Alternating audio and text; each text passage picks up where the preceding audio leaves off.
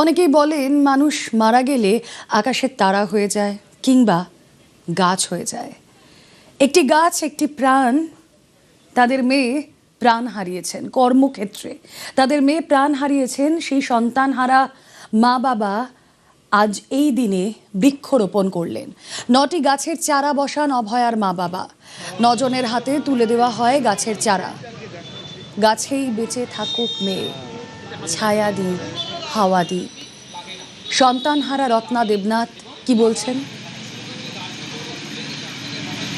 সব ফুল গাছ, ফল গাছ, অনেক বড় লিস্ট আছে আমার কাছে। আর আমার ছাদ একটা নার্সারি, যেখানে যে যা পেত, যেখানে গোলাপ গাছ ভালো দেখলে নেমে পড়তো সেখানে।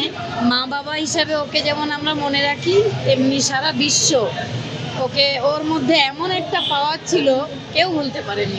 গাছের মধ্যেই ও বেঁচে থাকবে।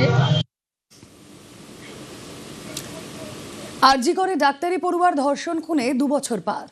স্বরচিত কবিতায় প্রতিবাদ মন্ত্রী অগ্নিমিত্রা পালের। ওই রাত আমি ভুলবো কি করে, ওই রাত আমি ভুলবো কি করে। হাসপাতালে সেই করিডোর, নিথর হয়ে পড়ে থাকা একটা মেয়ে, আর মায়ের বুক ফাটা কান্না, বাবার চোখে জমে থাকা অসহায় এক সমুদ্র। সেদিন কেঁদেছিলাম আমিও, চুপচাপ নয়, ভেতর থেকে ভেঙে পড়ে। আমিও তো মা। ওই মেয়েটার মুখের মধ্যে আমি নিজেকে দেখেছিলাম, আমার বোনকে দেখেছিলাম, দেখেছিলাম হাজার মেয়ের নিরাপত্তাহীন আগামীকাল।